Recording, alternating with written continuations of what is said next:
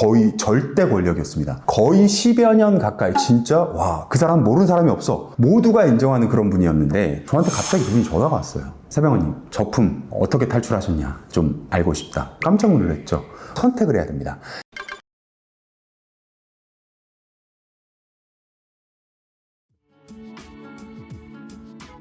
지금 저품질 때문에 좀 어수선하죠. 누구보다 저품질에 대한 경험이 많은 사람의 입장을 여러 가지 이야기들을 좀 들려드리고 싶어서 급하게 카메라를 켰습니다. 모두 아시다시피 네이버 블로그에 지금 며칠 전부터 대규모 저품질 사태가 터졌죠. 근데 이번에는 조금 달라요. 최적 2, 3의 탑 랭커들까지 무더기로 지금 저품이 좀 일어나고 있죠. 그래서 좀 블로거분들 사이에서 좀 공포감이 좀 조성이 되고 있는 상태인데 사실 놀라진 않습니다.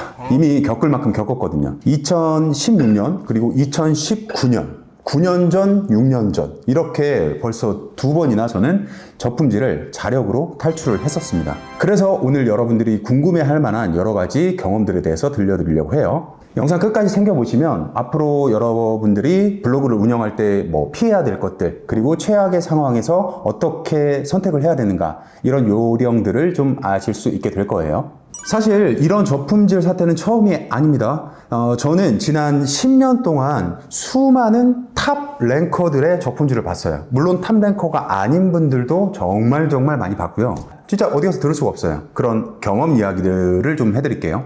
여러분들이 알고 계시는 탑 랭커들, 저품질이 왜 왔는지 원인이나 파회법이나 그런 것들을 모릅니다. 그러니까 여러분들이랑 별로 다를 바가 없다는 얘기예요. 그 경험을 좀 한번 들어보세요. 2017년이었던 것 같아요. 저품 한 번 풀고 나서 그 다음에 어떤 현장에 이렇게 취재를 하러 갔었습니다. 진짜 부동의 탑 랭커를 만났습니다. 너무 영광이었죠. 왜냐하면 그 당시에 그분은요 거의 절대 권력이었습니다. 거의 10여 년 가까이 진짜 와, 그 사람 모르는 사람이 없어. 모두가 인정하는 그런 분이었는데 그래서 그때 만나서 너무 신기해서 제가 반갑습니다, 팬입니다 막 이렇게 굽신굽신 막 그랬었죠.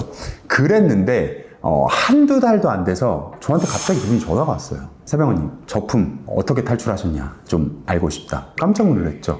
근데 이야기를 좀 나눠보다 보니 저품질에 걸렸고 주변에 수많은 진짜 잘 나간다는 블로거 분들이 있었음에도 불구하고 결국 저한테 물어보더라. 이게 참 아이러니하죠. 그리고 또 있어요. 자기 카테고리에서 꽤나 잘 나가던 그리고 돈도 꽤 많이 버시던 분이었는데 그 최신순 저품질이라고 72시간 현상이 있어요. 작년에도 제가 그걸 바로잡았던 적이 있는데 단순히 그거에 걸렸을 뿐인데 저한테 평소에 연락 한 번 없던 사람이 다급하게 전화를 해가지고 막 난리 난 거 막 난리가 났어. 혼자 막 진짜 막 블로그 잘못된 거 아니냐 큰일 난 거야. 근데 딱 제가 바로 이 노트북을 꺼내가지고 봤단 말이에요. 그랬더니 저품이 아니야.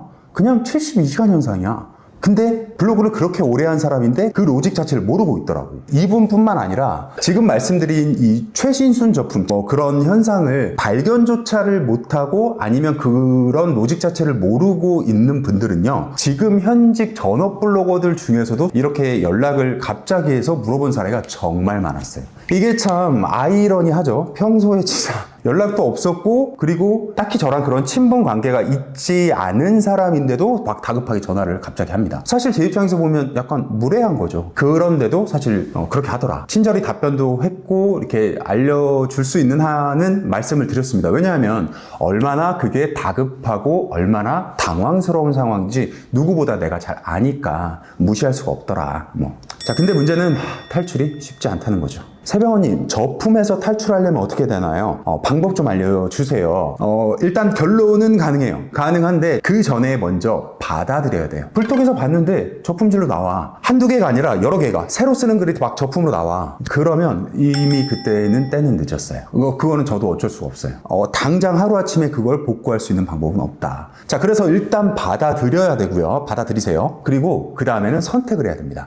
내가 이 블로그를 그냥 버려버릴 것인지 살려볼 것인지 그냥 마음도 비우고 그냥 운영을 해볼 것인지. 참고로 살리기를 선택한다면 극한의 노동과 엄청난 멘탈 붕괴를 스스로 감수를 해야 된다. 자, 솔직히 말해서 제가 2019년도에 저품을 탈출하고서도 벌써 6년이 지났어요. 그 수많은 그 오랜 기간 동안 지켜보니까 99%는 과정을 버티지 못하고 결국은 포기를 하더라. 자, 저품이 풀리는 거는 마치 로또에 당첨된 것 같은 그런 엄청난 희열이 오거든요.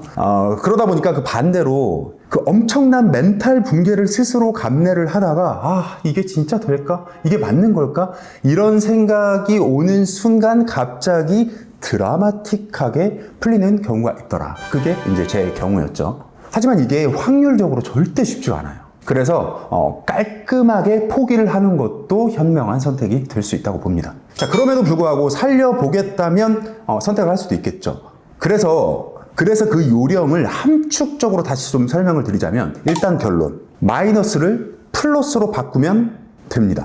저품은 결국 네이버의 스팸 필터링에 걸렸다는 얘기예요. 신뢰성이 바닥을 쳤다는 거죠. 자, 그러면 단순해요. 이 신뢰도를 다시 쌓아가야 돼요. 저품이 되면 네이버의 그 내부적인 유입이 막혀버리죠. 노출을 안 시키잖아. 그러면 반대로 외부 유입으로 끌어와야 돼요.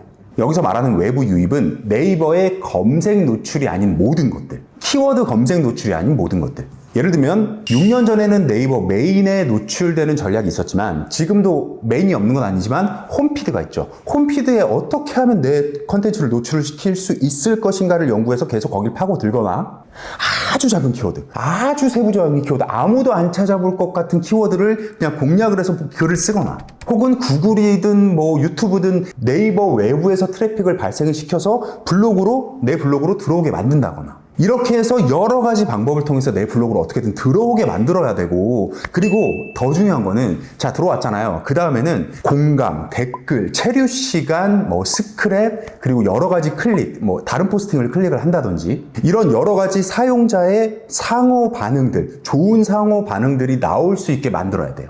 그걸 미리 깔아놔야 된다는 거지. 글을 잘 써야 된다. 사람들이 좋아하는 글을 잘 써야 된다. 그게 어떤 작은 키워드를 검색해서 들어온 사람한테 만족감을 주든, 아니면 홈피드에서 들어온 사람들을 못 나가게 만드는 그런 장치들을 마련을 한다든지 해서 들어오게 만들고 못 나가게 하고, 아주 단순해요. 이렇게 해서 이 신뢰도를 계속 쌓아가다 보면 풀린다. 근데 그 풀리는 시점은 다 다르죠. 그러니까 언제가 될지도 모르니까 결국은 스스로 멘탈을 버티지 못하고 포기를 선택을 하게 된다. 자, 이제는 새병원 너는 그럼 왜 저품에 걸렸었냐, 이 얘기를 좀 해볼까 싶습니다. 부끄럽기도 하고 그 자체가 정보가 될 수가 있기 때문에 유료 강의에서만 끝자락에서 딱 2번 얘기했었어요. 그래서 영상 이 뒷부분까지 봐주신 분들을 위해서만 말씀을 드려볼게요. 자, 2016년에는 과도한 스크랩 때문에 저품이 왔었어요.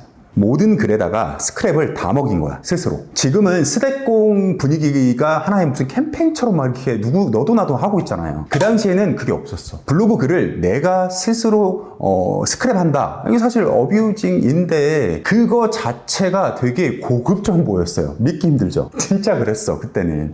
핸드폰에서 비행기 모드를 켜고 끄면 IP가 리셋이 된단 말이에요. 자, 요 정보, 이거 아무것도 아니죠, 지금은. 그 당시에는 되게 고급 정보였었어.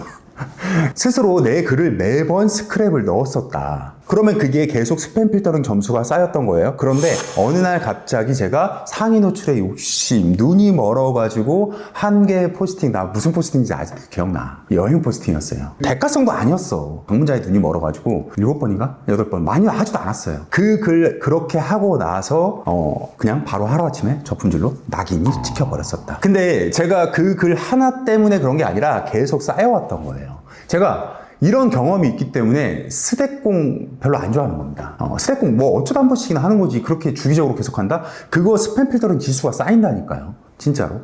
저는 그렇게 봐요. 아무튼 그래서 저품질이 왔었고요. 2016년에는. 두 번째 2019년. 이때는 진짜 치명적이었지. 자, 내 글이 상위 노출되어 있어요. 근데 요거 키워드가 있을 거 아니에요. 대가성 리뷰였어요. 근데 이 키워드를 보고 다른 업체에서도 연락을 한 거야. 해서 우리 것 좀 올려주세요. 즉 돈을 좀 드릴게. 이거 올라와 있는 거 말고 우리 거를 상위 노출로 바꿔주시면 안 돼요? 그런 건이었습니다. 하나의 키워드를 놓고 여러 업체에서 문어발식으로 계속 바꿔간 거야. 막 일주일에 한 번, 2주일에 한 번 그 키워드의 상위 노출을 바꿔간 거지. 평소에 내 글을 내가 끌어내려야 되는 게, 그러니까 올린 지 얼마 안 된 글을 내가 끌어내리는 게 얼마나 힘든 일인지 해보신 분은 아실 거예요. 내가 새로운 글을 써가지고 로직을 잘 아니까 새로운 글을 써서 내 글을 내가 계속 끌어내리는데 성공한 거야. 하나가 안 되는 거야. 근데 또 심지어 고가건이었어요. 인위적으로 끌어내렸습니다. 자, 인위적으로 끌어내렸다는 게 뭐냐? 기존에 상위 노출된 게시글을 비공하거나 심한 경우 삭제를 할 수도 있겠죠. 이렇게 했는데도 안 돼. 그러면 수정을 할 수도 있겠죠. 올라와 있는 글을 수정을 하는 거야. 일부러 상위 노출에서 끌어내리기 위해서. 그럼 주로 키워드를 건드리겠죠. 자, 근데 이렇게 했는데도 안 됐어. 그래서 어떻게 했느냐? 비공을 했어요. 비공을 했는데 어떻게 됐는 줄 아세요? 자, A글이 있어. A글을 비공을 했더니 새로 쓴 글이 올라가는 게 아니라 이거 바로 직전에 썼던 같은 키워드의 글, 그게 다시 상위 노출로 올라오는 거야. 내가 쓴 새 글이 아니라 예전 글이 자꾸 올라오는 거야. 이게 몇 번이고, 비공을 하면 또 예전 글이 올라오고, 비공하면 예전 글이 올라오고, 새로 쓴 글이 안 올라가고, 새로 쓴 포스팅은, 지금 올려야 되는 포스팅은 1위에 올라갈 만한 그런 깜냥의 글이 아니었던 거야. 즉 글을 새로 썼어야 됐다는 거죠. 근데 그 당시에 제가 너무 바쁘고 막 그러다 보니까 새 글을 안 쓰고 계속 꼼수만 부렸던 거예요. 일주일 하다가 하루아침에 갑자기 적분이 확 오더라. 이렇게 해서 완전히 방문자 수, 평균 방문자 수가 3만 정도 됐어요. 근데 하루아침에 300으로 떨어지더라. 300으로 떨어져서 이제 그 다음에는 제가 각고의 노력들을 해서 2천까지도 올라가고, 그리고 1만도 찍고, 저품인데 막 그렇게 하기도 했었어요. 아무튼 2016년, 19년에 이런 서로 다른 이유로 저품질을 맞이했었고 풀어냈었다. 자, 여기서 공통점을 좀 뽑아보면 결국은 욕심이에요. 과도한 욕심이 블로그를 저품질로 만들어 간다. 네이버는 결국 다 보고 있다는 거예요. 저품이 되면 이렇습니다. 왜 나야? 나 전업 블로그인데 왜 나한테 이런 철퇴를 내려? 왜 나한테 사형 선고를 줘? 이렇게 생각을 하게 되죠. 자, 그런데 냉정하게 말하면 네이버는 절대 이유 없이 저품을 주지 않는다. 물론 이유가 있는 또 다른 진짜 뭐 소위 개판으로 운영하는 그런 블로그들 있죠. 왜 그런 블로그들은 안 잡고 내 것만 잡고 있냐? 근데 그거 탓하고 있으면 뭐 하겠습니까? 네이버한테 우리가 따질 수도 없고, 내가 뭘 잘못했는지 돌아보는 게 맞다. 그리고 저품을 극복하든 포기하든 빠르게 선택하자. 오늘의 교훈, 욕심을 버리면 블로그는 오래 간다. 오늘 이야기 여기까지입니다. 도움이 됐다면 좋아요, 구독, 댓글 부탁드리겠습니다. 감사합니다. 말도 안 되는 일이 일어났던데 2015년 이후에 개정한 준최 블로그가 최적 2로 올라가더라. 실제로 그런 상황이 지금 있고요. 다 그런 거 아니에요, 여러분. 네이버 공식 블로그 타이틀을 갖고 있는 블로그만 올라가는 거예요. 이걸 이용해서 강의를 한다든지 아니면 자기 플랫폼을 팔아먹는 그런 행위를 한다든지, 그런 홍보 행위를 한다든지, 그런 경우들이 되게 많거든요. 이번에 준체가 최적이 되고 있어요. 여러분, 이거 하시면 최적될 수 있어요. 이렇게 현혹하는 분들이 있거든요. 절대 넘어가시면 안 돼요. 그렇게 되는 거 아닙니다. 그냥 열심히 했던 사람들이 일반적인 준체가 최적이 됐다 아닙니다. 공식 블로그가 올라간 거예요. 내가 거기에 해당이 안 된다면 안 되는 거니까 현혹되시면 안 됩니다.